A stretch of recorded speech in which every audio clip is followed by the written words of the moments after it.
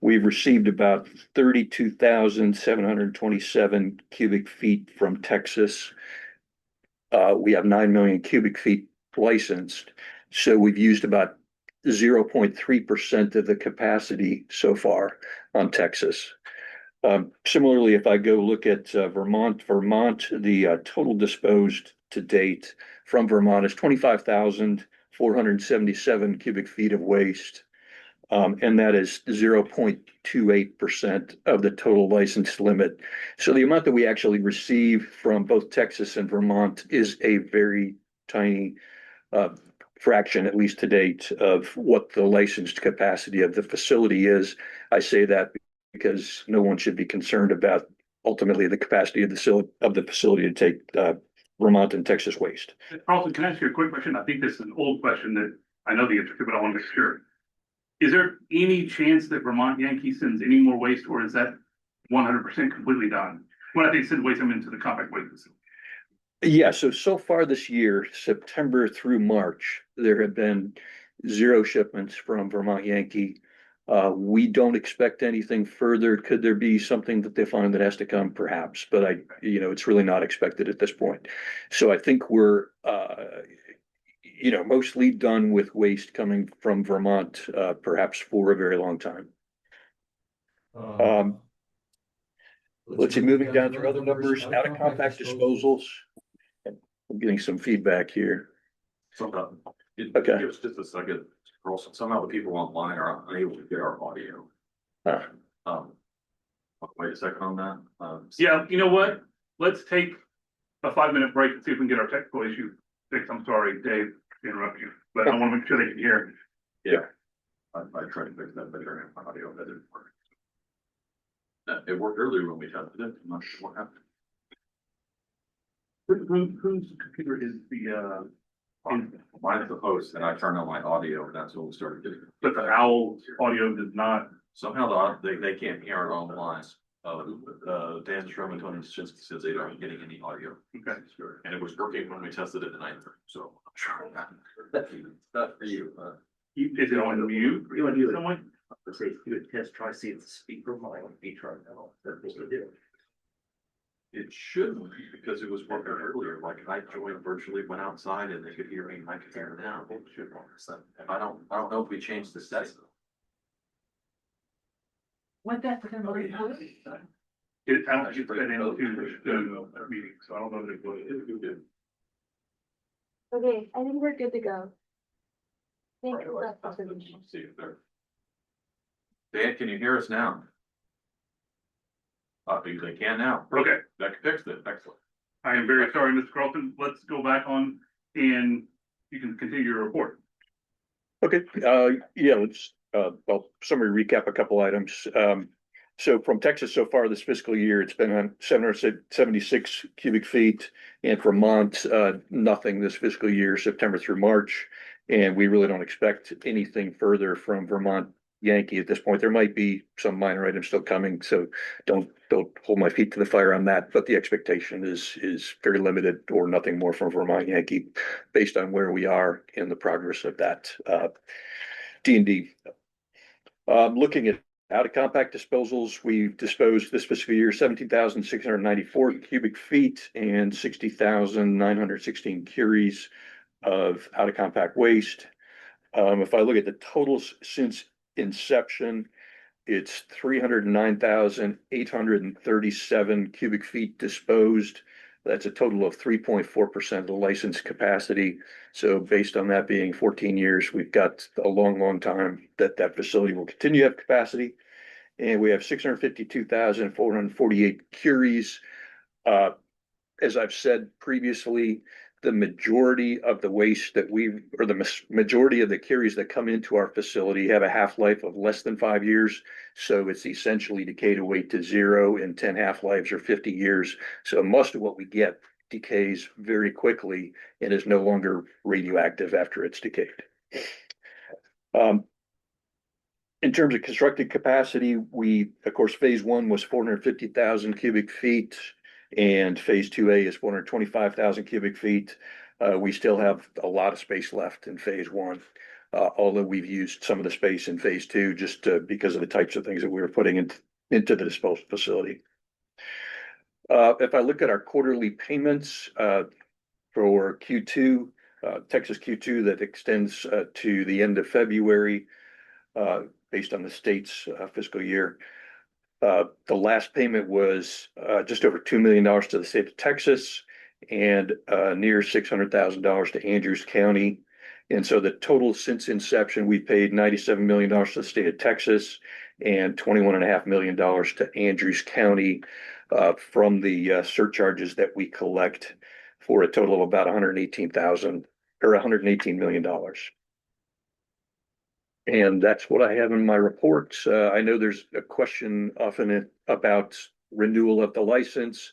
That's still in TCEQ's hands, and I expect that they're continuing to make progress on that. We're in timely renewal, so that should, happen in the next year or two. Other than the construction we talked about that you just mentioned in the two CWS cells, is there any other ongoing construction in the larger campus right now? Construction happens all the time because we're doing roads, we're doing other things on the site. Our RECRA facility is set up so that we expand every 3 or 4 years. We just, you don't want to spend the capital to create something long before you're going to use it. So you're just continually adding a bit. But that's a minor in a time construction and a half. process. I mean, that's not a major construction process. It's digging a hole and lining it with appropriate liners and that kind of thing. So, major, minor, it's significant to us. Dave, I'm kind of back up a year or two. There were a couple of real large potential loads. One of them seems like it was out of the South Texas plant, and another out of Mississippi or somewhere where they'd been sitting on some large volume equipment to move. We tentatively, approved it, but that kind of seems to have never happened. Do you have any forecast of super large volume shipments on the foreseeable horizon? Yeah, so South Texas project, of course, wouldn't come to this compact commission for approval. I'm just thinking about as far as us anticipating capacity usage. Yeah, you'd have to talk to ARDT about that. Yeah, there was some anticipation several years ago that some large items would be shipped from STP. I don't know what their schedule intentions are, but they haven't shipped those, and it's not on our current schedule. That was another one. I want to say it was out of Mississippi, Missouri, somewhere in that general vicinity. And they were going to send like 8 or 10 just really large shipments, all like 100,000 feet or more. Here's Grand Gulf. Is that what it was? They had a lot of radiated hardware. Yeah, there would have been a low volume, but quite a few curies. This is over 100,000 curies. They asked. Was it curies? Okay, Yeah, I think it was curies. Curies with the, but constructed available, we still had 300,000 or 400,000 feet. I imagine we'll have well over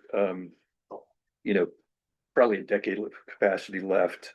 Let's see, out of 875,000, we've used 309.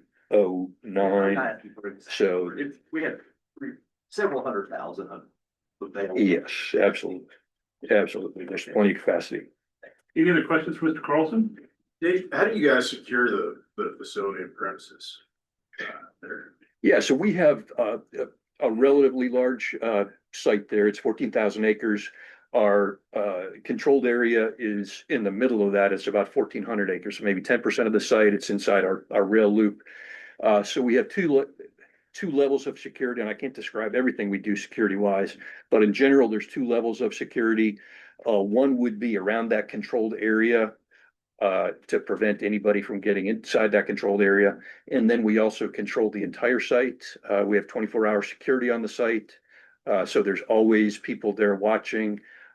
Certainly, as you would expect, there is an extensive camera network and all those kind of things to make sure that there's no people with bad intent, coming to the site or accidentally coming to the site somehow. Thank you. Any other questions for Mr. Carlson? I have one more. I don't want to kick over a hornet's nest, and if this is confidential, you don't have to tell me. Is there any type of studies or projections being done about potential, increase of volumes that could come from any of the plans for new nuclear out there? Are y'all have enough information that you can say, generally, we think there's gonna be an increased demand of X to Y or anything like that, or is it too early for that? We're pretty early, but I can describe the process a little bit. So, as a reactor builder gets to a point where they want to start construction of a new reactor, they would have to put together a decommissioning plan for that reactor, because you can't go into it without a decommissioning plan and without having a plan to reserve the funds to ultimately decommission the facility. So they have to then be approved by NRC, correct? So yes, that's part of the package that they would submit to the NRC. So all of that has to be thought out ahead of time. And so those folks would tend to be in contact with disposal facilities and with decommissioning folks to make sure that they can put together a good estimate of what that's ultimately going to cost. I can say today, there are several companies that have started construction and have certainly been through that process. And there's other companies that are still working on, design and looking for, finishing all that before they really have to submit materials to the NRC to get approval to start construction. Are you guys consulted on that? I mean, do they come to you and say, based on your historical knowledge and your experience in the industry, because you see everybody, do they ask your opinion on that? Some of them would come to us, some of them would go to the fellows up in Utah, some of them would be able to use certain NRC documentation to kind of generically understand what they need. And I know about the reactor at Abilene Christian. I understand that the discussions about the one in Amarillo and also the stuff that's going on in College Station. Are any of those at the point where they are projecting their potential waste needs? Again, anybody who has approval to proceed with construction would have to have a plan in place and would have to have, approval from the Nuclear Regulatory Commission. So they would need to have an understanding of their decommissioning cost and their waste. And I'm sorry, because I misspoke. Not decommissioning, but just their, probably not the right term to use, but their day-to-day needs. Operational waste. I mean, do they give y'all a projection about that? Like not the decommissioning end of it, but truly their day-to-day operational waste. Yeah, it's pretty easy to do actually. And it's, today it's small numbers and you have to factor in a probability as well. So take the 4 potential reactors going in the Fermi project in Amarillo. We know what a reactor generates. So if those do go into service, and I hope they do, we know what that would generate. And it would be not that different than What we see now. What we see now. So take a Comanche Peak and double it. And, that's roughly what we would see out of Amarillo if that happened. The other reactors are much smaller. Waste generated from a reactor tends to be proportional to the megawatts generated by that reactor. Not perfectly so, but it tends to be that way. And how big is that? Because of those that we just mentioned, the one that's furthest along is obviously the one at ACU, correct? Mm-hmm. And what size is that reactor? Do you know? It's relatively small, right? Right. It's a demonstration reactor. It's not intended as we're going to generate power for the town of. So it just isn't going to, that's not the way it's set up. It's set up for testing so they can demonstrate their technology. And so for a non-technical person like me, the answer is it's not going to make a significant difference in the usage rate that your facility. No. Okay. And for power generation, we also have Dow, the Cedric project. Mhm, That's right. going to be 480 megawatt reactor. Mhm. It's going to be. So when it's operating, it will certainly generate waste. But again, I would assume it'll be relatively proportional to the total amount of megawatts. And I know this isn't your area, but like the potential generators in Amarillo and the Dow ones and the ones in College Station, what is the timeline to when they would begin generating waste based on current projections? Is it decades away or? I really don't even want to speak to that because that's really, up to them, and they set their timelines and they, go out to the public and make those points. I can't speak for them. But as a practical matter, even if they moved as fast as humanly possible, we're still years and years and years away from them generating any waste, right? on a regular basis? Again, once they're operating, they will generate waste. And those operational dates are really something they need to speak to. Okay, Maybe years and years. Instead of 3 years. okay. Years and years. Yeah, one question, what's the status of the Crystal River as far as shipments to you? Is that the bulk of that done at this point? The bulk of that is done. The Are bulk there of any that, other big decommissionings on the kind of the early end of the curve that you foresee coming? we're still working with Holtec on their decommissionings, and so there's still more coming. So that's Indian Point in New York. That's Pilgrim, up in Massachusetts. So, well, San Onofre, that is all going to Utah. There's some discussion that they may not decommission some of the things they had previously planned to decommission, correct? Right, absolutely. So Dwayne Arnold was intended to be decommissioned, but my understanding is that it'll probably go back into service. TMI one, now I think it's called the Crane Energy Center. The intent is to restart that. Palisades in Michigan, that was to be decommissioned. The intent is to restart that. So I think those are the three that we talk about that will go back into service. I don't think there's anything else that's likely. Differences in pay, your standpoint, whether they go back into service or stay in the state that they were in, whether it's safe store or actually being decommissioned, because once they start restoring it to service, does that increase the volume of low-level waste that they're just When they restart, they do a couple of things. So they replace some old things that probably were a bit worn or need updating. And so there are, additional things that come out when you put a reactor back in service. And then once it's in service, it has very similar waste streams to what it had previously. well, like the steam generators and Palisades that I guess are in questionable shape, you might get them sooner if they're gonna go back into service. Sure, that's possible. And early on, we certainly had steam generator problems with some steam generators. There's been a lot of replacements.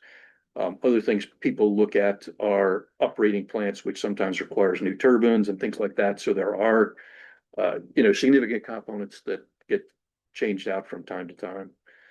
And as we, I think everybody has a 20-year life extension.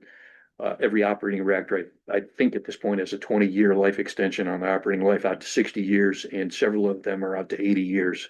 And so if you think about a reactor operating for 80 years, I assume that, pieces, parts get changed over time, perhaps even big parts like steam generators and turbines. So I'm guessing where the real variables, say, over the next 5 years are in your business is whether or not upgrades take place and whether or not some of the plants go back into service that were on track to be decommissioned, but the so-called industry actors are pretty much beyond the 5 year. Yeah, and it's speaking, for myself, not for my company. I'm very pleased that we're turning some of these back on because clearly we need the power, and the uprates make a lot of sense, and the life extensions out to 80 years. I know they're very carefully reviewed by the NRC, but it provides, excellent power for that time period. But those three are about all for our. Out of the others that have been turned off, can be turned back. No, there's been, well, at least I would say there's been so much done to the remainder that it would be a financial and technical challenge to restore them. Not to say they couldn't. I mean, anything can be done with money, but in many cases, significant parts are gone or removed at this point. But the three that I mentioned are, we're basically in standby and can be brought back to service. He's already received. You already approved waste to come from Palisades that he's already received him. Palisades for the cleanup and the restoration. Right. Any other questions, Mr. Kroll? We went all the way around the world, Dave, but I appreciate you providing us all that information. So thank you very much. You're welcome. The next item on our agenda is item number 6, which is the report from our rules committee and some action items based on some rules that we have been working on. I just want to say again, the rules committee is a thankless job, and Commissioner Morris has chaired it for a long time, done a phenomenal job, and has seen things through to the end. And this isn't probably all the rules that we're working on right now, but these are two that we have been talking about. So with that, I will turn it over to Chairman Morris for description of what we're doing and then maybe a motion. Certainly, thank you, but I want to say thank you to the Rules Committee, and to our Executive Director, as well as our attorney from the Office of the Attorney General, Stephen Ogle, for their assistance in making the rulemaking possible. So we are going to finally move forward on 2 rule changes. Mr. Raines, I'll turn it over to you for the second one. Sure.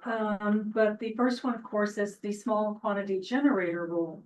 The changes that we are wishing to make have been on our website for, wow, several months now. So everyone's had a chance to look at them. To my knowledge, we've received no comment on one of these rules, the 675 point, see.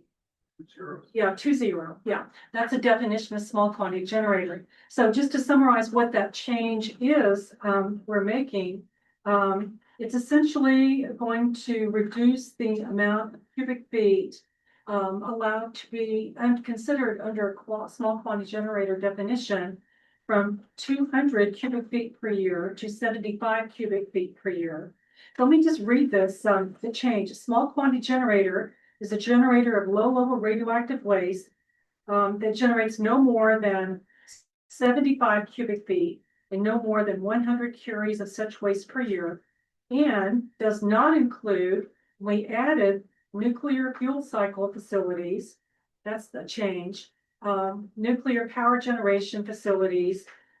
We struck electric utilities because the Rules Committee discussed that, and operational programs at many of our electric utilities involve small radiation sources. Mr. Salzman, do you have any other comments on the reason? No, that, okay. So we didn't want to exclude them when they need them, may generate small quantities of low-level waste for operational purposes. And so those are the major changes. So with that being said, I'd like to make a motion. So I move to recommend to the Commission to approve the proposed rule changes to Rule 675.20, small quantity generators, to be posted to the Texas Register for public comment. Is there a second? There's a second. There's a motion and a second. Any further questions from the chairman of the Rules Committee or any public comment on the proposed rule change to TAC 675.20, in the definition of the small quantity generators? Just as a quick reset, so in case somebody's watching for the first time and they don't think we're crazy, the theory of the small quantity generator is that early on, before most of our time, there was a desire to set aside a small portion of normal capacity for small quantity generators, because the concern was that they, more so than the large generators, did not have the ability to store the waste and maybe even handle the waste. So we always wanted to reserve a capacity for them, so they would always have a very clear and unencumbered path to disposal. So over the years, we have always had a small quantity generator set aside. It has varied a little bit, but it's basically done based on historical norms and kind of our anticipation of what we think the small quantity generator wants. But why the definition is so important is because we have found that some people don't understand exactly who qualifies and who doesn't. So we wanted to clarify that, make sure that we captured everyone who we thought may fit into that category of people who because of the amounts that they generate and their type of operation and the fact that they don't regularly generate and dispose of waste, we wanted to make sure that we caught all of those potential parties. So again, they have a clear path to get their waste imported and disposed of. And so that was, and so that in some of those discussions, the definition of the small quantity generator was reviewed, and we decided it needed to be revised. So that was the basis of the rule and why we had the small quantity generator set aside in the first place. And as Mr. Chairman Hurley points out, there has been some misunderstanding about what the definition of a small quantity generator. Mr. Raines went ahead and in the drop-down menu for the import applications, actually put the definition there. So when someone tries to check that box, that definition pops up and you clearly see, you know, if it pertains to you. So hopefully that'll clarify things too. But I think this should go a long ways in completing that process. 14 years ago, when I joined the Compact Commission, I was told my slot was essentially a small generator that I was representing small quantity generators. So I do think it is important that we have this variety. So With that, is there any more discussion or questions? Any public comment? Hearing none, I think we can move on to a vote. All in favor of the motion to publish in the Texas Register the proposed rule change to 675.20 in the definition of small quantity generators as described by the Chairman Morris, please indicate so by saying aye. Aye. All opposed, no. Motion passes, and it will now be published in the Texas Register and follow the Administrative Procedure Act to get it finalized and put into rule. Did you want Stephen to do 675.23? right. Okay, Yes, Stephen, would you take it away? we'll turn it over to our Executive Director for the other proposed rule. Absolutely. Thank you for the opportunity. So 675.23 is the importation rule, but our only recommendation to change this has to do with a narrow issue. In our long past, we established rulemaking that whenever anyone applies to import waste into the state, they're required to provide notification written to both WCS and to the Texas Commission on Environmental Quality. Texas TCEQ and WCS has asked if we would remove that requirement. There'd be a hard copy provided to both of them. We're in a digital age, and even courts don't take hard copies anymore, as Commissioner Moneyla and Chairman Hurley will be happy to tell you. So the changes in the importation rule are just to allow them to access our portal and provide an electronic version, both to WCS and to TCEQ, so they no longer have to provide a written copy. We've showed the draft of those changes to make sure they comply with what TCEQ would like to have done, so they're notified properly with how TCEQ would like to be notified and have received. There's another subtle change just to further define waste processor and delineate between the waste processor and broker, so we've covered that as well. But that is all the changes that we have in this importation rule change, and obviously we need to publish the Texas Register to take public comment. Make that change formally to adopt. So I don't believe Stephen can make a motion. So Right. would you Certainly. make a motion on our 675.23? As Rules Committee Chair, I move to recommend the Commission to approve the proposed rule changes to Rule 675.23 importation to be posted in the Texas Register for public comment. There is a motion. Is there a second? Second. There's a motion and a second. Any questions about the proposed rule change to 675.23 as discussed? Any public comment on it? And again, just to summarize, this is just really to take us out of Stone Age and not have people submit a bunch of paper to TCEQ. So I don't think there's substantively really anything that this changes. Hearing no comment and hearing no questions, we will move on to a vote. All in favor of the motion to approve for publication in the Texas Register the proposed rule change to 675.23, please indicate so by saying aye. Aye. All opposed, no. Motion passes. There is one more item in item 6, and that's the physical impact review. I don't know if we need to discuss that. I'll provide that to you, but there be anticipate no fiscal impact to any the people that would be affected are the ones that want this done. So if anything, it's going to save money on the people that wish to import waste into the state. Actually save TCEQ some money too. And Quantify that, they don't have to keep copies of the same. And my guess is everybody online and here today knows this better than I do, but just as a quick reminder, there's a requirement in Texas law that anytime there's a rule change, there needs to be a study done to determine if the proposed rule change has any physical impact on any of the affected persons. So that's all that is. Which again, Stephen mentioned, I think it actually is just the opposite. It's probably going to save people money, which is obviously what we want to do. So I don't think that will be an issue, but it is a box we have to check. So we will do that. With that, I believe we're through with item 6 in our agenda. We can move on to item 7, which is our capacity contingency plan committee.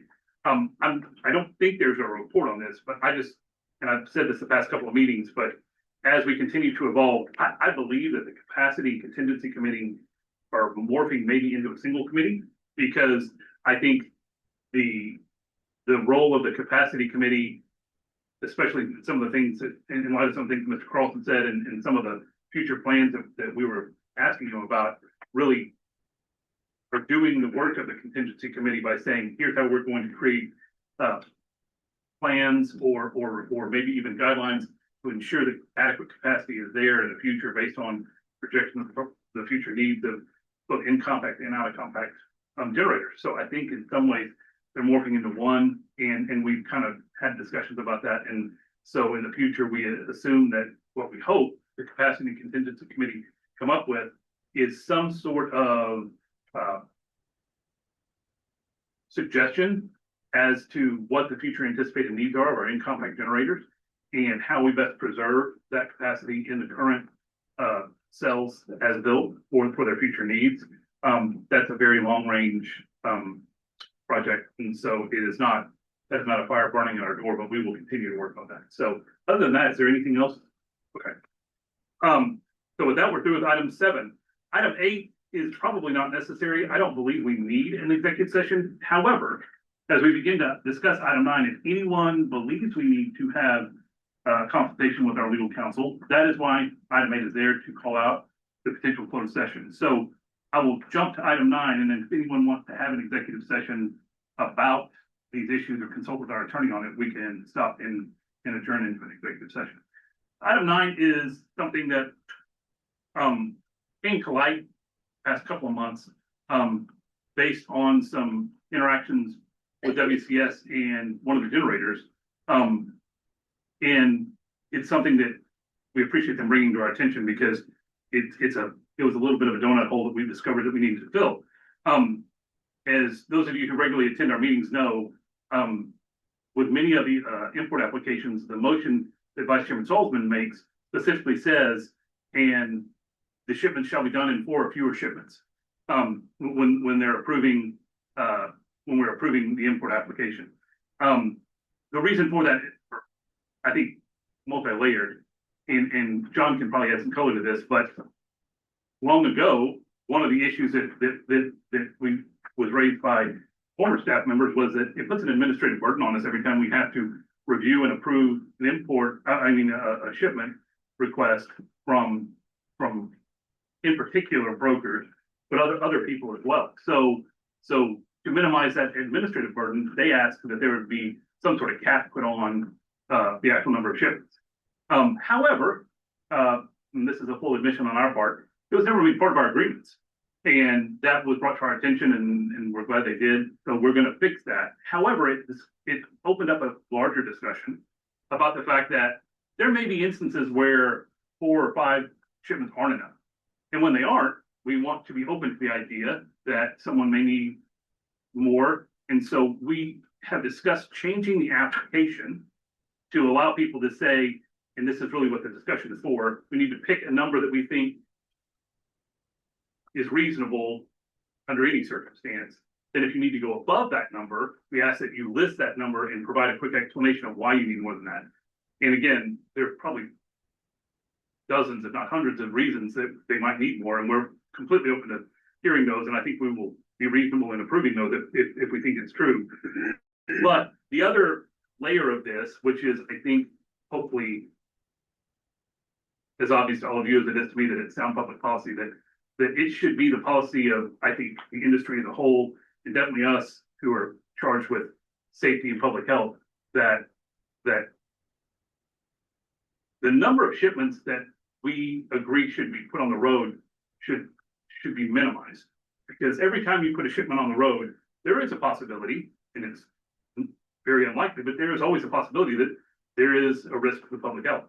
And so we want to encourage people to be as efficient as possible in the number of shipments they send, do the right planning to make sure that those shipments, aren't done in an unnecessary fashion where there's more than need to be. And so that was the other kind of overarching reason that we kind of started to discuss this. So we think, again, there's a very practical issue of the administrative burden, but also the very hopefully lofty goal of safety that kind of drives this. So with that, and again, this is simply a change to both a condition that will be placed in the agreements and a line item on our application. So it doesn't actually require a vote of any kind, because it's just like any other condition we put on things that would be made part of the motion. But, and it has been made part of the motion in the past, we just haven't included it. But we wanted to open up a discussion for both anyone in the public, but also for the commissioners to kind of put out their thoughts about what the right number is, where we kind of draw the line of saying, hey, anything less than this, no problem, you got it. Anything more than this, we just want a brief explanation of why you think you need more than that. So with that, I think I'll start with John, because John's always the one that makes the motion. What are your thoughts on where this number should be and how the process should work? So I guess I would start by saying, in the past, we have never put a limitation on generator shipments. That is, pick any one of the probably 100 different generators that have sent waste to us. We've allowed them to make as many shipments as they need. And so part of that was because there was no administrative burden for us. We did not review generator shipment packages. That those packages go to TCEQ for review. They go to WCS for review, and we did not need to look at them. So at least initially, my thought is I'm not worried about generator shipments. I agree with the idea that you don't willy-nilly want generators making shipments, well, we'll just ship one drum because it's easy or whatever. That sort of flies in the face of the more miles things travel, the more likely they are to have an accident. So my comments are really about brokers and waste processors. And again, you mentioned the administrative burden. Early on, there was a pent-up need for waste disposal. And when the site opened, we received many shipments. Some of those came through brokers, and those broker shipments could or did contain many times, it could have been 100 or 200 sources in a shipment that would come to the site. And so the administrative staff had to go through page by page of all those brokered shipments to see who the generator was, make sure we have a generator authorization, and to make sure that the source was in fact of US origin. I think some of that still exists today, but the pent-up demand, I think, isn't as big as it was back then.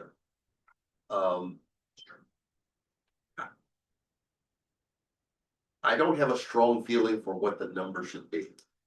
I've said 4 in the past. That was sort of arbitrary, and I think that was based on a discussion with Lee and Andrew when they were handling the administrative duties. Maybe it should be 6. Maybe it should be 10. I think part of that discussion needs to be with Stephen as to the amount of effort that it takes. Some shipments, the effort could be relatively small. Maybe it's only 10 or 15 pages of information because the number of generators in that shipment is relatively small. But similarly, you could have a package of material that's 100 or 150 pages of information that has to be retrieved. That takes more time.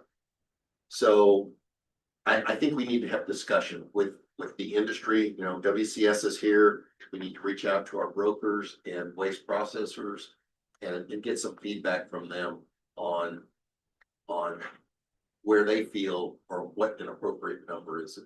That doesn't mean that's exactly what we go with, but I think I would like to have some input from them on what they believe is workable. And this may be my naivete, but I would think that there's natural market forces that should promote this as well, because there's a cost every time you ship. And so I would think that being as efficient as possible should also be beneficial to everybody involved as well. So there should be some sort of synergy here, I hope. And right now, today, with the price of oil, shipments are more expensive than ever because the price of diesel is ridiculous through the roof. So yes, I think brokers, processors and generators are not willy-nilly making shipments. It's just, it's too expensive, right? So, but again, I think that is part of the market force and is part of the process that drives when people ship waste, along with how much capacity do they have to store waste at their site. So I was gonna ask, why don't, instead of us making a rule, why don't we just, you've already said you're gonna put it on the application and how many shipments you anticipate. Just let them say their number and then we review it as needed, because I could see a huge difference between a decommissioning in process versus some little broker gathering up medical waste. I mean, they're just so dramatically different. It's hard to make a one size fit all rule. I framed my discussion on, I'm not talking about entities who get an import application that are generators. We've never imposed any kind of limit on the number of shipments that they make, and I don't believe the discussion today should involve generators. So it's brokers only. Brokers and waste processors. Yes. Okay, sorry, I missed that. Thank you. I'd like to ask clarification for y'all. Okay. One of the things I could do in changing the website, right? Whenever they apply, we can ask a question of everybody about how many shipments they expect to make, or I could probably make it where we're only asking waste processors, And brokers. I could narrow it to those, or would you rather like to get information from everybody as how many shipments that they have? And that's about information gathering from them, from the applicants. Are there DOT regs? And Dave, you can weigh in if not. Are there DOT? I'd love to weigh in. Please. What we're talking about, Come it forward. may seem like a small thing, but it's absolutely massive to the business models of my Wait. customers. Get on the And- mic there so they can all hear. Yeah, what we're talking about is really very significant. I've heard there's two reasons for it.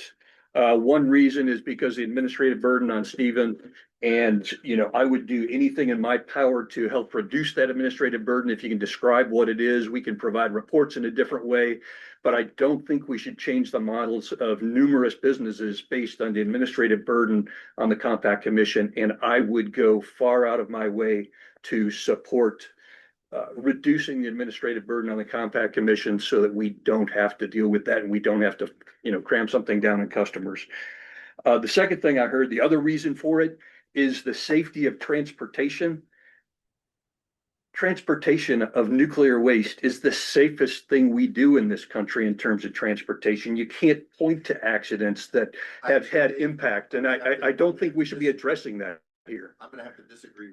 There have been numerous incidents, transportation incidents involving low-level radioactive waste over the course of the nuclear industry.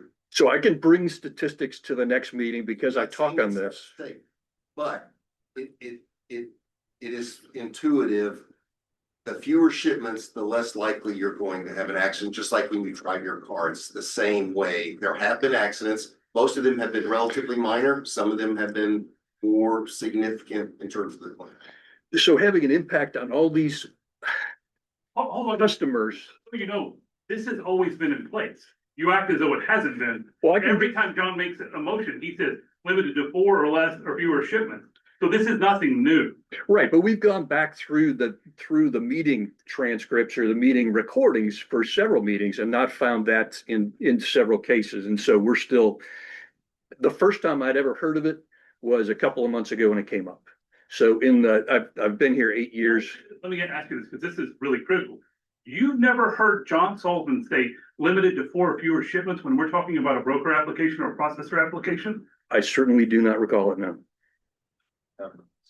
Almost. We're gonna have to throw cold water on you to wake you up, because I've heard it so many times I can't even count it. So I want to make sure you understand, this is not something this has always been the way it is.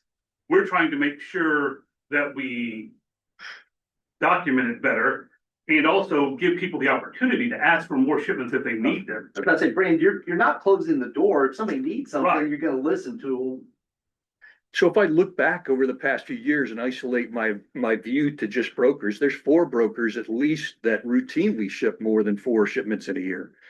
If I look at brokers and you talk about storage and, as though the brokers could haul everything to some central location, think about what they're doing. They're going to hospitals and picking things up and they're going to transport it somewhere. What they'd like to do is transport it directly to disposal and be done with it. Those brokers don't necessarily have any kind of a licensed storage facility. So how in the world are they going to somehow, pick something up from one hospital and then combine that with something from another I hospital? believe And I've heard it referred to as the milk run. Is that not what it is? yes, they do that from time to time, but they don't dictate the schedules necessarily that they do that on. So you're saying that these brokers need to change their business model and compress their pickups to a much smaller window in order to get to, a number of shipments that would happen. So again, I think, and I understand you're not saying this is 4 and we're going to set it there and that's it.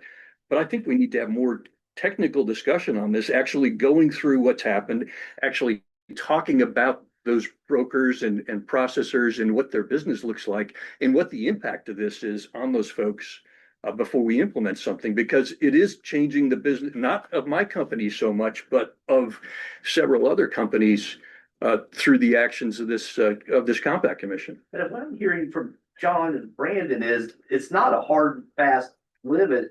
If they need more, they ask for. Is that? Yes. And we discuss it with them just for the benefit of the commissioners.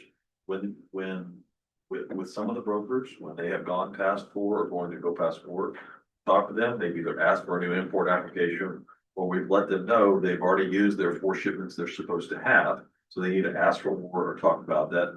They may have gone over once or twice, but this has become a discussion item because we had folks that were going to go well past for the stuff. And that's how it's come to everyone's agenda because of some stuff that's happened in the recent past. But we have talked with them and had a regular dialogue with brokers throughout the process that the limitation was for. And the brokers, to my knowledge, have been aware of that limitation for shipments in their dialogue. And John, tell me if you disagree with this, but not unlike volumetric capacity, Curie's requested, if someone says, hey, we need 6 shipments, and we say, okay, we agree, we'll give you 6 shipments, and they get through the middle of their disposal year and say, we were wrong, we now need 10. They come back and they seek an amendment, just like they would for volume or Curie's, and we say, oh, okay, if you have a good justification for it, and we go through the same process. But it's a due diligence process that we say to encourage people to be as efficient as possible.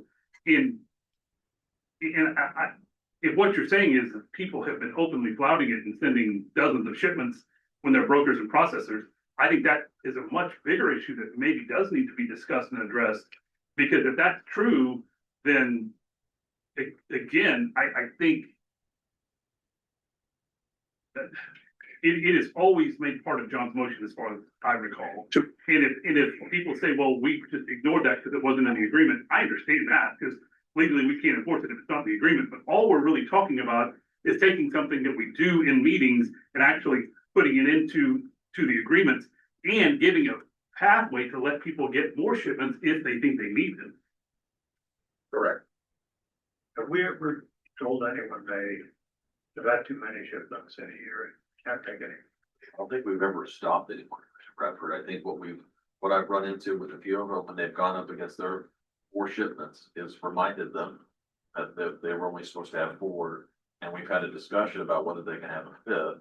We're giving them a 6th, but Vice Chair Sullivan and Chairman Hurley and I have talked about it before we've actually allowed that instance. So they're aware. But what raised the issue is that there was a group that was shipping their 5th shipment in early January, it was 7 months ago, and I reminded them that they were almost shipped 4 times, and they asked for an explanation. They called me. We had a conversation about it, and it was a group that wasn't aware that had been in the past, as opposed to many of the other brokers, and they raised the issue, and WCS became aware of it as well at that point after that conversation with that group. But we've never stopped anyone from shipping when they've asked. What will happen in that case? They would have to get a new agreement. What's happened with several brokers is when I told them they're going to be up against their 4 shipments, they need to ask for a new agreement. Or an amendment to their current agreement. Or an amendment to their current agreement. What the brokers have done in conversation with me was to ask for another agreement. And they've gone through the regular process. The commission has approved that. and they get another agreement to ship again. So they're not changing their business. No, one of the brokers in particular, that ships regularly, is very aware of that 4 shipment limit and has a direct dialogue with me if they are going to have more than 4 shipments. And we talk about ahead of time whether he needs to have another import agreement or we have a conversation to make sure he's allowed to ship a 5th or 6th time. But I don't believe that particular broker has ever shipped more than 6 times under their agreement. And how many brokers typically come up against? So 4. I'd probably say there's 4 or 5. You've got some people that do pretty good run. I'd say on average, the brokers that I've dealt with, they have a quarterly run that they fill up a can or a few cans of waste and they ship quarterly under their agreement. Yeah, and I think that maybe just fits with the cycle of their schedule of when they're collecting the waste clients. So I can't speak how that cycle works. Well, I was gonna say, are there any brokers online today? Oh, that I recognize any. See. I don't see anybody that would be broker. No.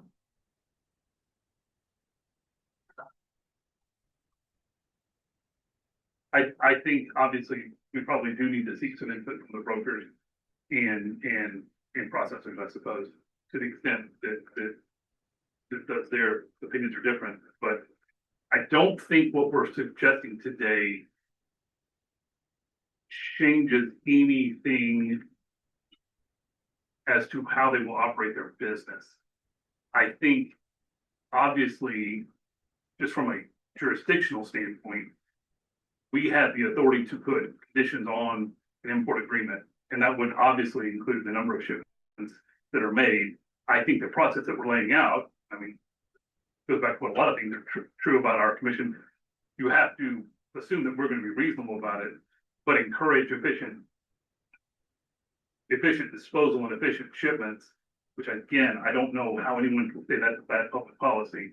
And so I think this is just formalizing or maybe refining a little bit the process that I think we have been using up to this point, but actually expanding it to allow people to ask for more shipments and us being willing to grant those if they're reasonably justified. So I think obviously we need to speak to brokers and processors to understand what their concerns are and if they have specific examples of how this is going to impact them. I think we need to take that into account. But I don't think what we're talking about today is really changing anything. It's just like I said, maybe better documenting and better formalizing the process and also giving people an opportunity to get more shipments than normally what they're granted in the motion that's made. Dave, are there DOT regs about the either volume or curies that can be in one single shipment for transport? Certainly there's DOT regs, Yeah. but that doesn't limit what's done. It more prescribes what type of package and what kind of protectiveness gets applied to it. Well, it's gotta be in a cask or whatever, but I'm saying, is there anything that you know of that would limit the curies or volume on a single load? But I don't think they'd even be close. So you could come to a type B package, I suppose, for certain radionuclides that a broker or processor might have. It would be relatively rare, but if you think about it like a cesium-137 blood irradiated from a hospital, I believe that those generally would take a type B package. But they would never become the site anyway. Yeah. The site Yeah, can't take certainly. that. That's what I'm just trying to, there's not a legal figure here. Yeah. Yeah, Let me- yeah, some of those are well within the range of what we could take, Some of them are, but there are also. and some that aren't. Yeah, Yeah, I'm just trying to think, is there a legal barrier? Not DOT. Yeah, Not from a DOT, it's operational, yeah. doesn't matter how many curies, Yeah. it's the radiation that's Yeah. emanating from that package Yeah. that drives the kind of package, Yeah. and whether it can be shipped. So the application itself currently does not ask what's the maximum number of shipments you need? Does that need to be? That's what we're talking about. They're So gonna add that. that's what. Are y'all just wanting to have like an estimated section on the application, so just that we have a general understanding moving forward, but it's not an actual limitation. Well, and Yes. I think it would be as specific as possible and not unlike the volume they request, the queries they request. My assumption is that they will ask for probably more than they expect to need, and then they can justify it, especially if it's a number above something that we pick as kind of the standard. And again, right now, there is no process like that. And now the motions that are made, even though it's not been included in the agreement, says it's limited to 4. So I think this is actually expanding their ability to get more than 4 shipments. And maybe we pick even a new number for what's automatically allowable. And again, not that we would turn, I mean, if somebody came back and said, I need 25 shipments, we'd say, explain to us why.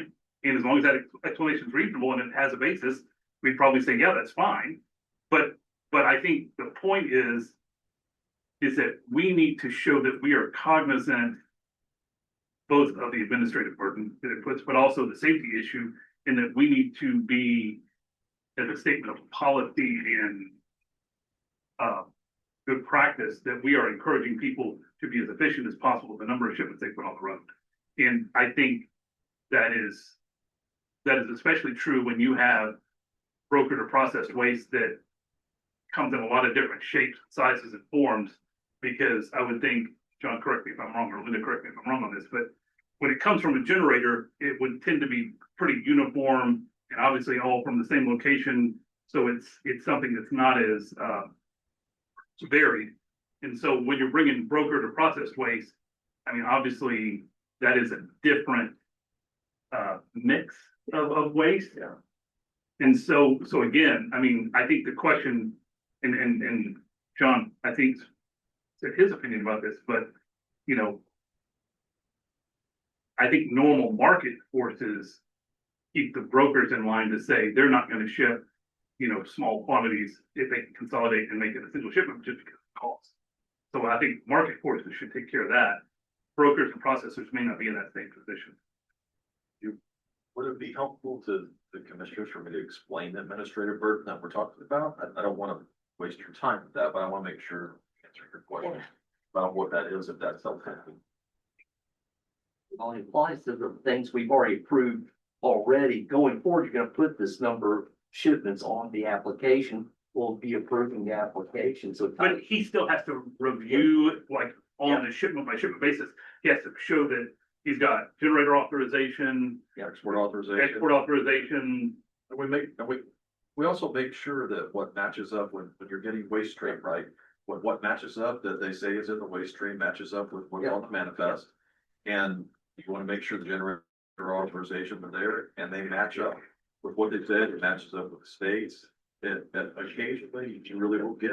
No, but I'm saying, going forward, you're gonna have it on the application, how many shipments. And Right, but when it comes to but us, it won't have the, he will still have to review that, because on a shipment by shipment basis, it could be from 100 different sources.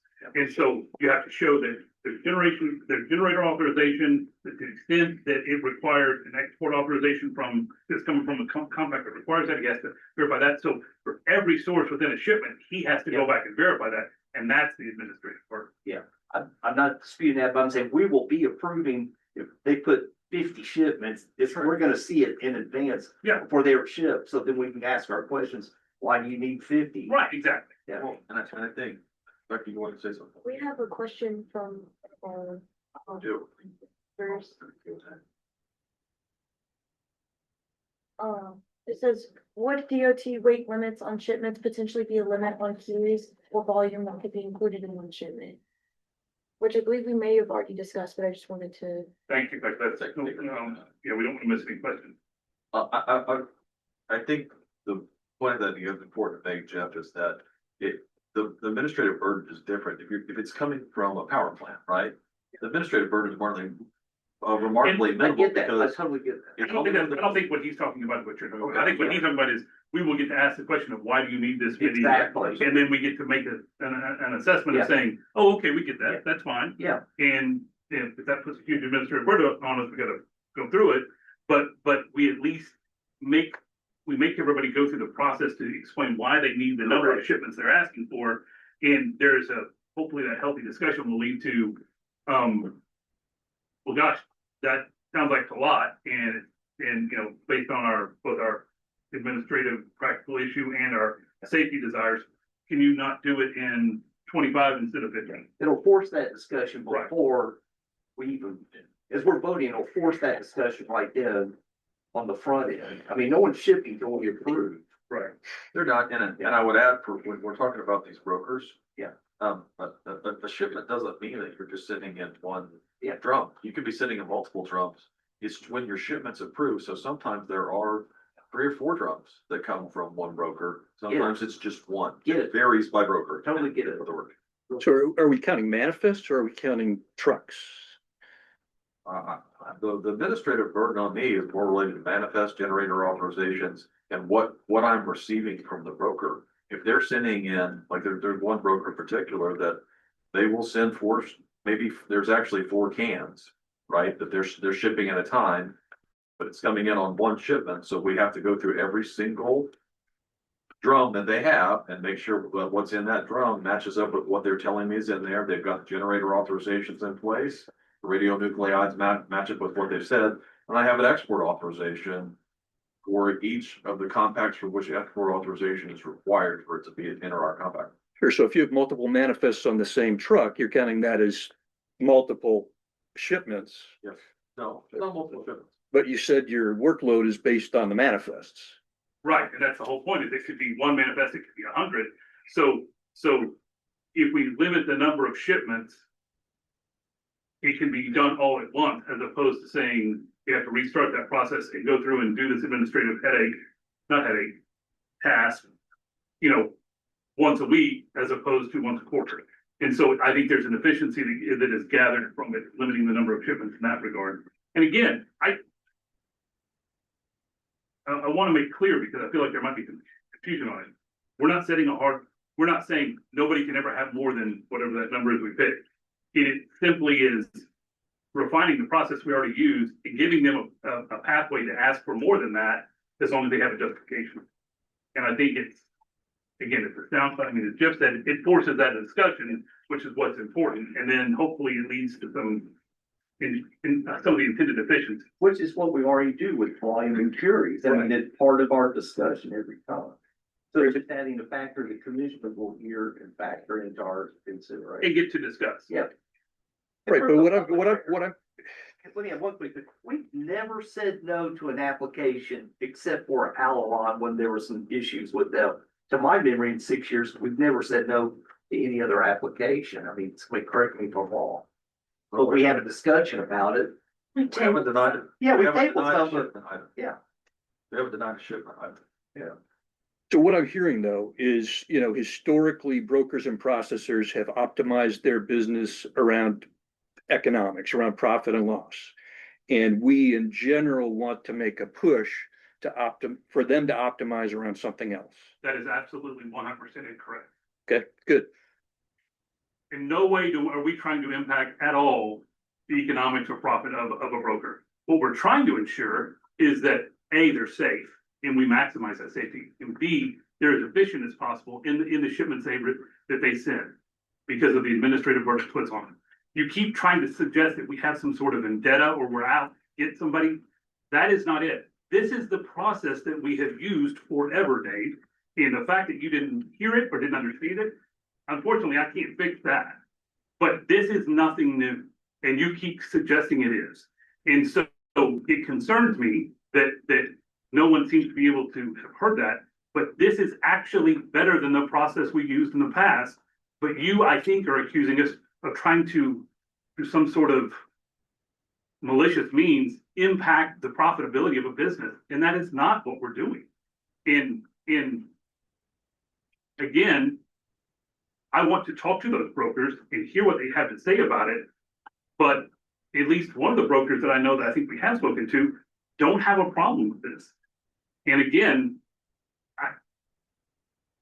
it is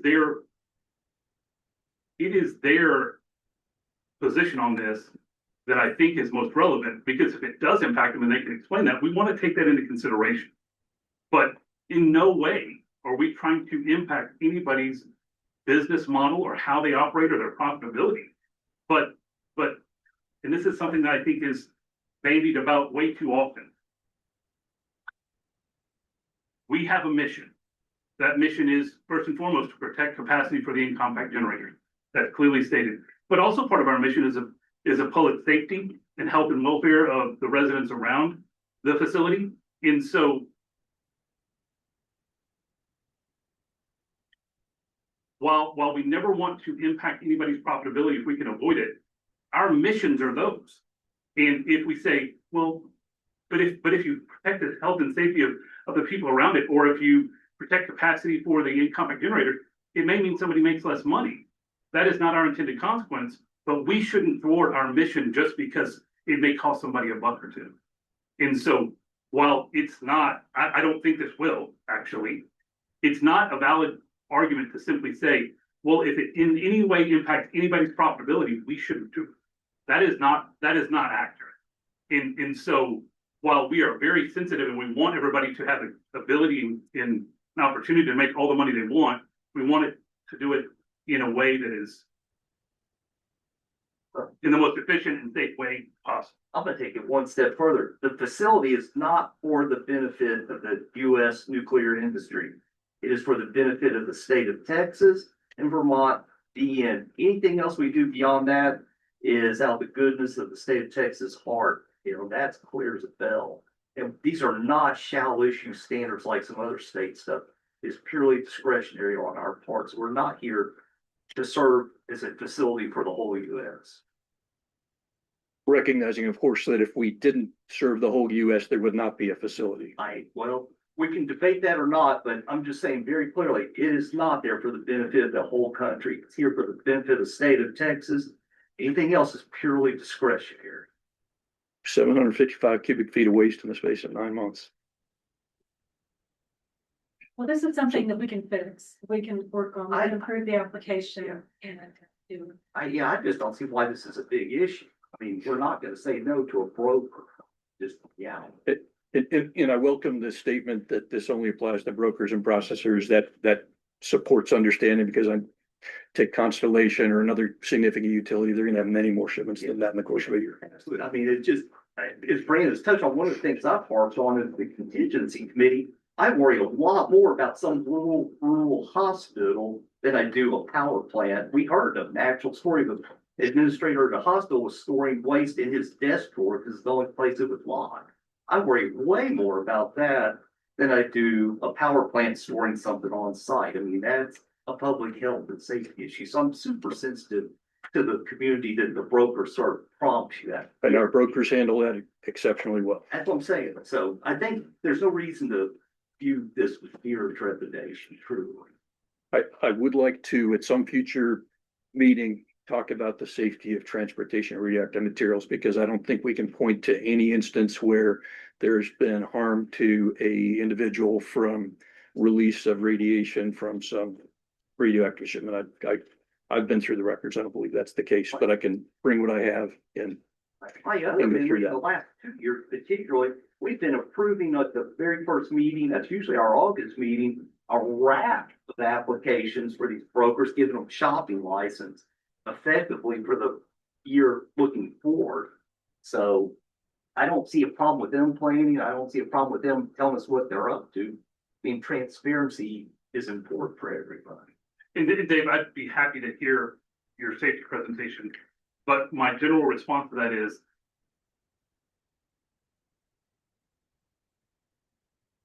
just because I haven't had a wreck in the last 5 years doesn't mean I should drive recklessly.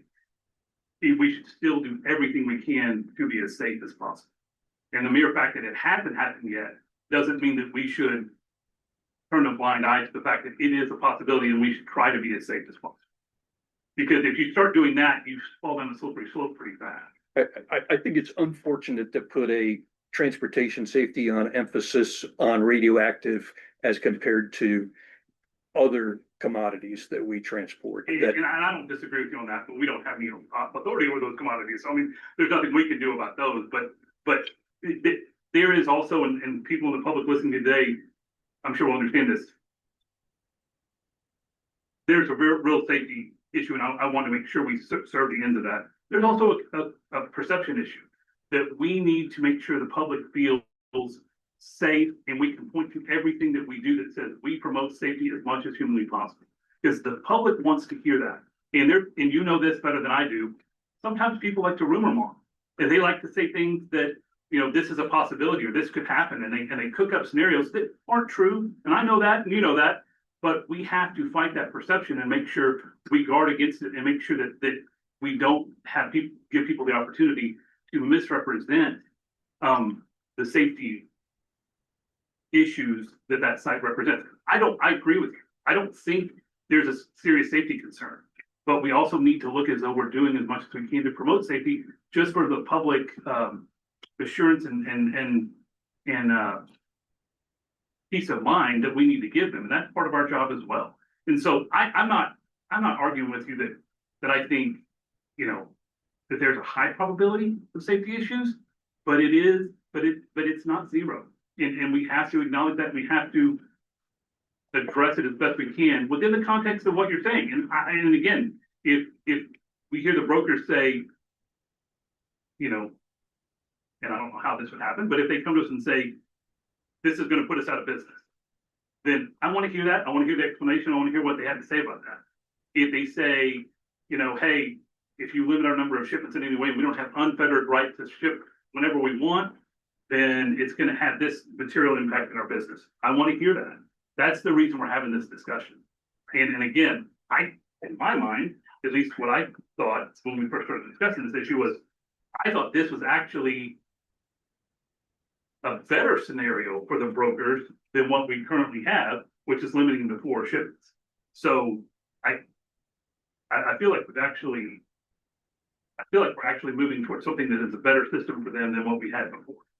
But if they disagree with that and they have specific evidence to show us that, that's the reason why I think we need to reach out to them and have that discussion. We have a comment online that we should probably read. Kristen Schwab, who's the executive director of the Northwest Compact, put this in the Q&A. As executive director of the Northwest Compact, I'm interested in the volume of waste that is generated in the Northwest Compact and disposed at WCS. For clarity, Northwest Compact generators do have access to another waste facility, which is a good point. They do not have. It's probably it is probably important to point out the Northwest Compact does not have authority to restrict export authorizations out of their compact, but they do have disposal tap at the Richland facility. I'm sure that's what you would like to point out for the brief. Heard that.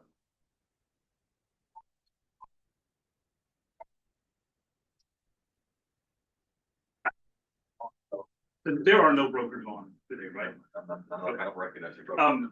So I think to wrap up this discussion, I think going forward, what the next action item is to have the discussion with brokers and then have an internal discussion about processing whatever they tell us and then making decisions about how we want to set up this process, both in the application and then how it will read in as a condition in the agreements. Any other comments before we move on? Thank you, Dave. With that, we're through item 9, and we can go on to item 10, which is our consideration of import applications.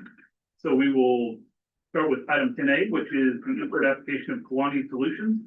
And we will turn it over to the Vice Chairman for a presentation from the Technical Committee. Good morning, Mr. Chairman, fellow commissioners.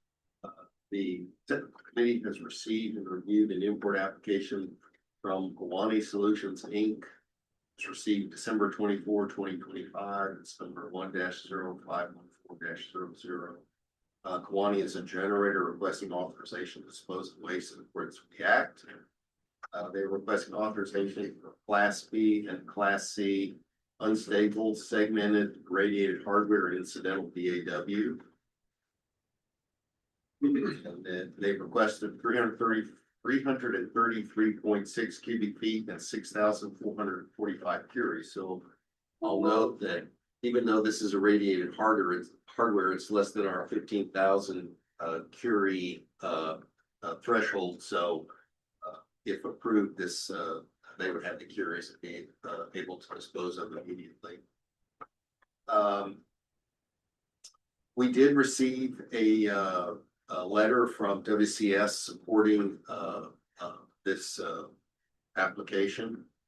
Kewanee is located in the state of Wisconsin, which is the Midwest Compact, it does not require export authorization. And, I would note that they asked for, an agreement for this fiscal year, so the, proposed agreement would have a termination date of August 31, 2026. Tech committee recommends approval. I'd be happy to answer any questions. Any questions for the technical committee on the import application of Kewanee Solutions? Hearing none, I think we can move on to a motion. I move to approve the import application from Kewanee Solutions, Inc. Number 1-0514-00. The waste class is Class B and Class C. The waste form is unstable. The waste stream is segmented to radio hardware incidental BAW. The volume is 333.6 cubic feet. The radioactivity is 6,445 curies. The agreement have a termination date of August 31. There's a motion. Is there a second? Second. There's a motion and a second. Any further discussion about the import application of Kewanee Solutions? Any public comment on item 10A? Hearing none, we can move on to a vote. All in favor of the motion to approve the import application of Kewanee Solutions represented in item 10A on our agenda, please indicate so by saying aye. Aye. All opposed, no. Motion passes. I did want to mention, in my technical discussion, I failed to indicate that the TCEQ has approved this import waste stream, and that was approved April 2nd, 2026. Thank you. And with that, we can move on to item 10B, the import application of BWX Technologies, NOG.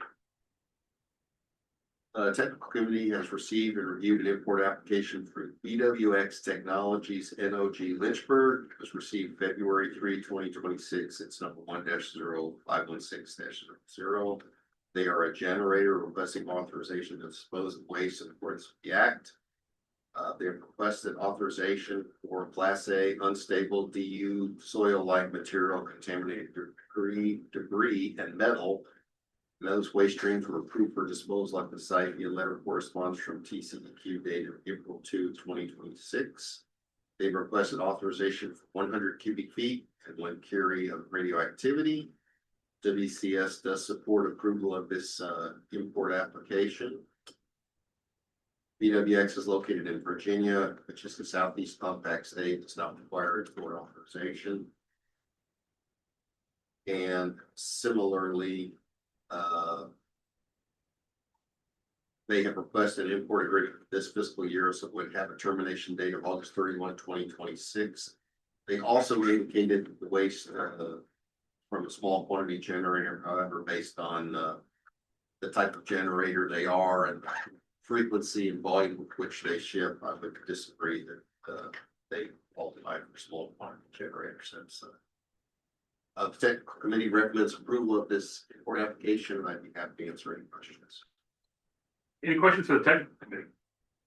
I would just point out that under your change definition for small quantity, they definitely involved. Hearing no further questions, we can move on to a motion. I move to approve the import application for BWX Technologies 1-0516-00.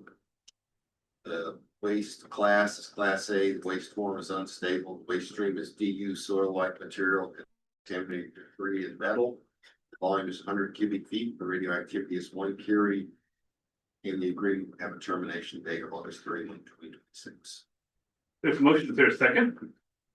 Second. There's a motion and a second. Any further discussion about item 10B, the import application of BWX Technologies NOG? Any public comment on 10B? Hearing none, let's move on to a vote. All in favor of the motion to approve the import application of BWX Technologies NOG with the stipulation that they are not a small quantity generator, please indicate so by saying aye. All opposed, no. Passes. Move on to item 10C, the import application of Next Era Point Beach. Technical committee received and reviewed an import application from Next Era Energy Point Beach Nuclear Plant. It's received February 23, 2026, number 1-0517-00. Point Beach is a generator. They have requested authorization for Class B and Class C unstable ion exchange resins. That waste stream was approved for disposal by TCEQ on April 2, 2026. They've requested a volume of 100 cubic feet with total radioactivity of 250 curies. WCS does support this import application. Point Beach is in the state of Wisconsin, which is the Midwest Compact. It does not require export authorization. And they requested an agreement for this fiscal year, so we have a termination date of August 31, 2026. Technical committee recommends approval, and I have the answer. Any questions for the technical committee on item 10C? Hearing none, I think we can move on to a motion. Move to approve the import application from NextEra Energy Point Beach Nuclear Plant. The waste class is Class B and Class C. The waste form is unstable. The waste stream is ion exchange resins. The volume is 100 cubic feet. The total radioactivity is 250 curies. The agreement will have a termination date of August 31, 2026. Here's the motion. Is there a second? Second. There's a motion and a second. Any further discussion about item 10C, the import application of NextEra Point Beach? Any public comment on 10C? We can move on to a vote then. All in favor of the motion to approve the import application of NextEra Point Beach represented in item 10C on our agenda, please indicate so by saying aye. Aye. All opposed, no. Motion passes. Now move on to item 10D, the import application of Thomas Gray and Associates. Technical committee has received and reviewed import application from Thomas Gray and Associates Inc., DBA Environmental Management Controls Inc. It's received March 3, 2026. It's number 1-051800. Thomas Gray is a broker who is a licensed waste collector and processor. They've requested authorization for Class A, Class B, and Class C stable and unstable discrete items, including sealed sources, encapsulated and stabilized concrete, depleted uranium, and low-level radioactive waste. Those waste streams were approved for disposal via letter of correspondence from TCEQ dated April 2, 2026. They've requested a volume of 2,000 cubic feet and a total radioactivity of 1,000 curies. WCS supports approval of this import application. I'm not going to read the list of states. In this case, it's quite long. Begins with Alabama. It goes all the way to Wisconsin. Probably about 30 of the states in between.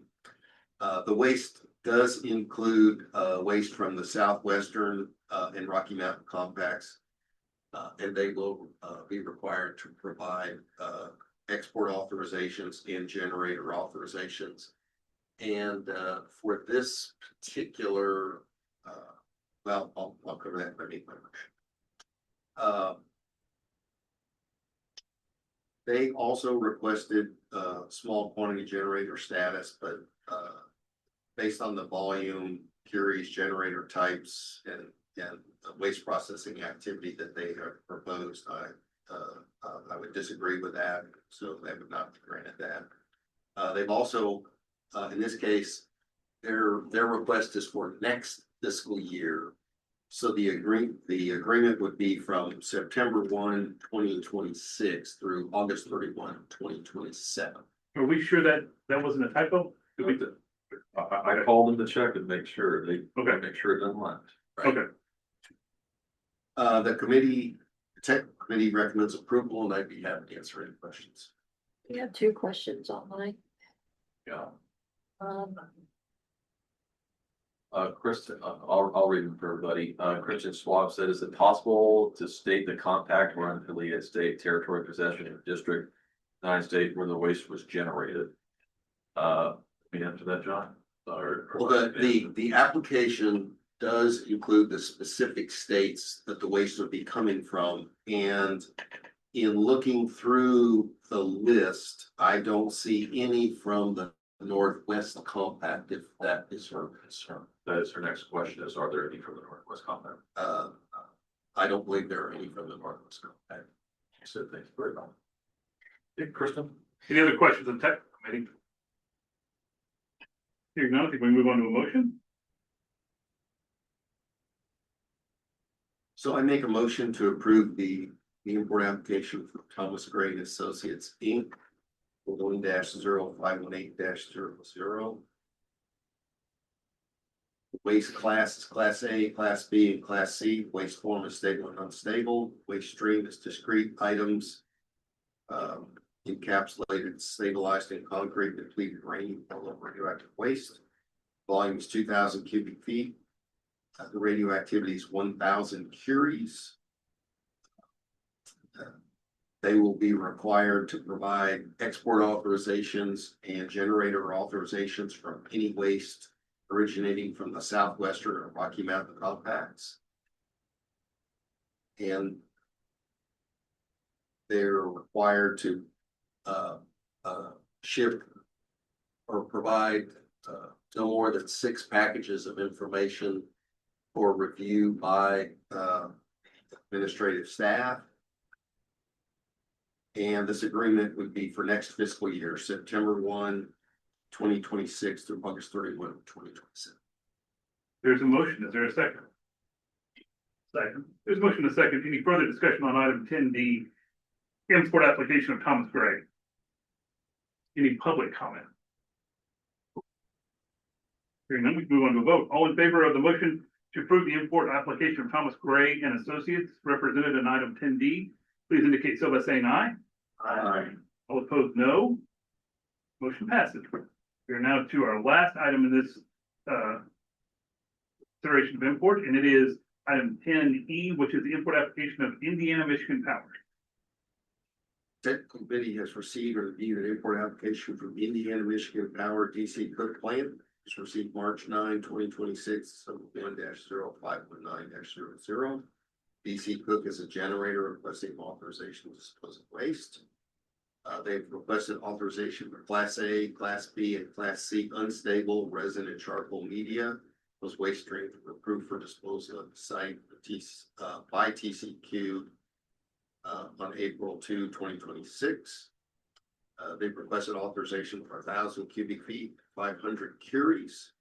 WCS does support approval of this import application. DC Cook is in Michigan, which is not affiliated state. And they have requested agreement this fiscal year, so have a termination date of August 31, 2026. The committee supports this application. I'd be happy to answer any questions. Any questions in the technical committee on item 10E? Hearing none, we'll move on to a motion. I move to approve the import application in the Michigan Power DC Cook Plant 1-0519-00. Waste class is Class A, Class B, and Class C. The waste form is unstable. Waste stream is resin and charcoal media. Be for 1,000 cubic feet and 500 curies, and bring a termination date of August 31, 2026. Motion, is there a second? Second. Motion and a second. Any further discussion about item 10E?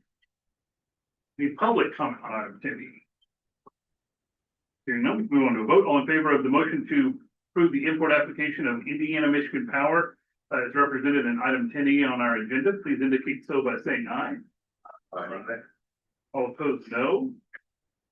Motion passes. And with that, we are through with item 10, and we can move on to item 11, which is our request for imports. We only have one of those, and it is item 11A, import amendment request of XL Energy Monticello. I will turn it back over to the Vice Chairman. The technical committee has received or reviewed an amendment request from XL Energy Monticello nuclear generating plant. It's received January 6, 2026. It's number 1-0480-01.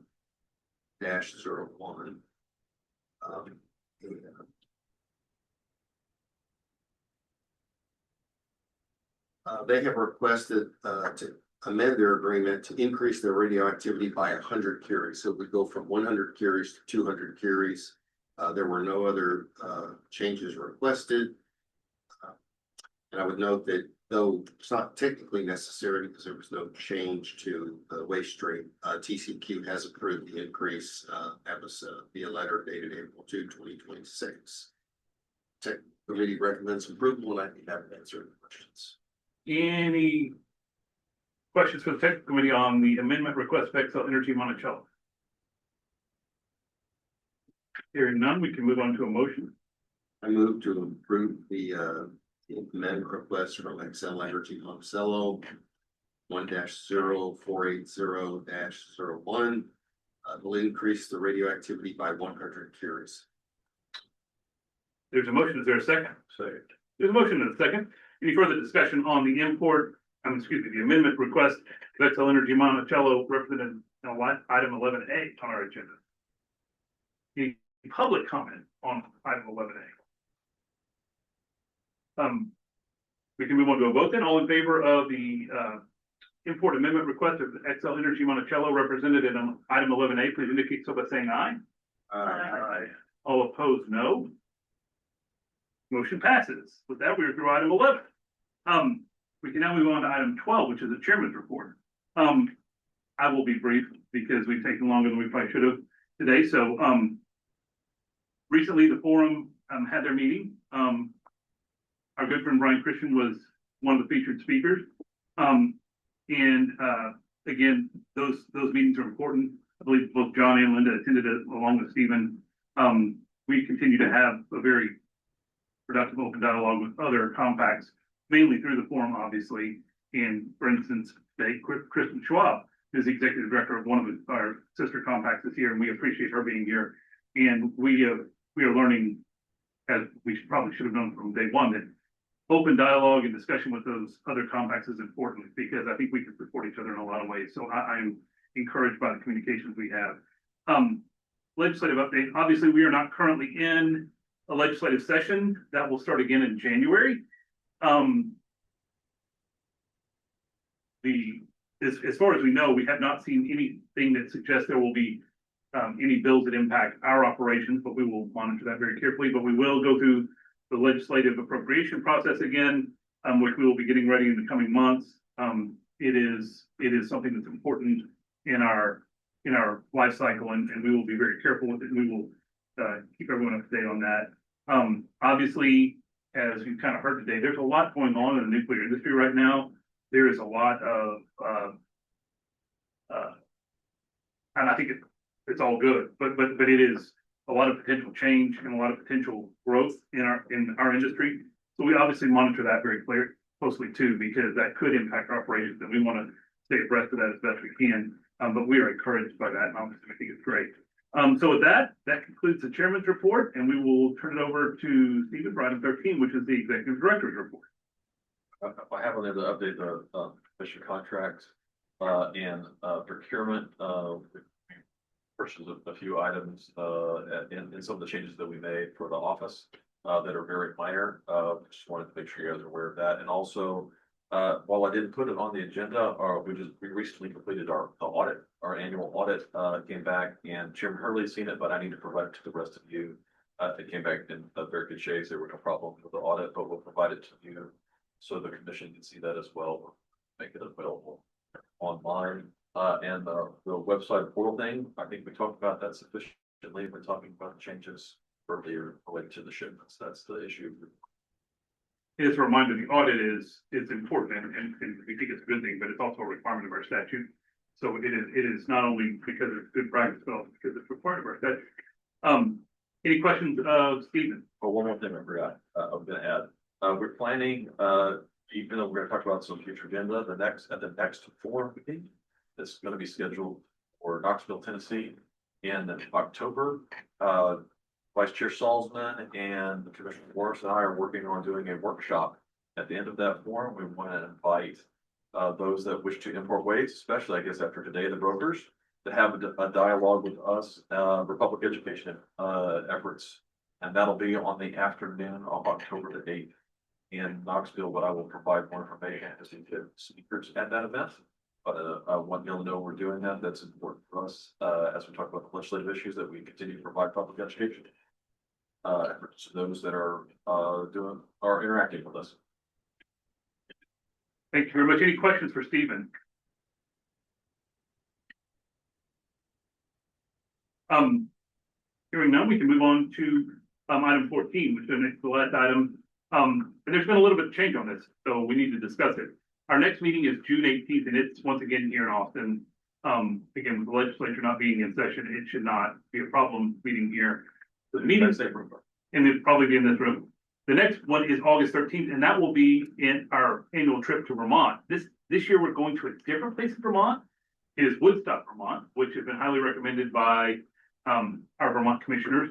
I think that information about that has been sent out to everybody. Obviously, if you haven't made your reservations, please do so. It is flights are, you can probably figure this out on your own, but I think you can find a number of different places and get there. So it is anywhere from Boston to Burlington to maybe even Albany or Manchester, Connecticut.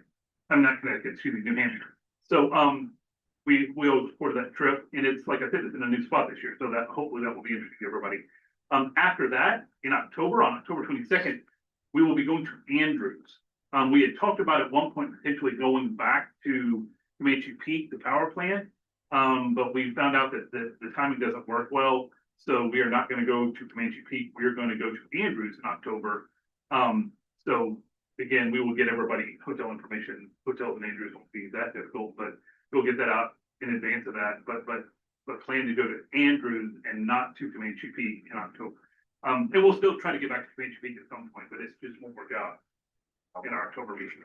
And that October 22nd date is a soft date. I don't have confirmation from the Andrews folks yet. Okay. But if that changes, certainly won't be much earlier than that, but I will update you if that has to be moved to talk with Andrews. Could you just PR, make sure the community gets real notice? That's absolutely, and make sure they would be there. And I would ask that, since that's still a soft date, that we not make it preferably not earlier in October than that, simply because that'll begin to bump up against the World Waste Forum meeting, and they're back to back. I know it creates some problem for me for travel and some of that, so. Good point. Any questions though about future meetings? Okay. We appreciate everyone's time here today. We appreciate everybody online. And we appreciate the Texas Senate for hosting us in one of their great meeting rooms in the IT support they provided us. And with that, I will entertain a motion to adjourn. So moved. Is there a second? Oh, Unmoved. Looks like it's not been answered though. What? Um, Can you speak a little louder? The Sorry. meeting for the Woodstock, the official date, which would be on August 13th. 13th. So again, there is a block of rooms that we reserve for commissioners. There may be extra rooms there. We will try to let everybody who's a regular attendee know that if we have extra rooms in the block, so they can make use of it too. By the way, that's Tony Lashinsky, who's the nuclear engineer from Vermont, so get you a room, tell him, I'll be able to get you a room. What's the name of the hotel? River. On the River Inn. On the river ends. There's a motion to adjourn in a second. All in favor indicate so by saying aye. Aye. All opposed, no. Thank you all very much. Yeah.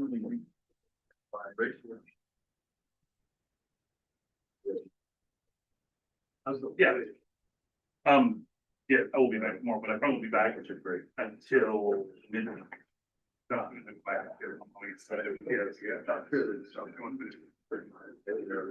goes to Stephen every day, and, you know. Yeah, well, actually, having. That's true, I mean, I don't know how old he doesn't want to. He doesn't want to go back. Later in the. He does not. Yeah. It's not a good time. Good job.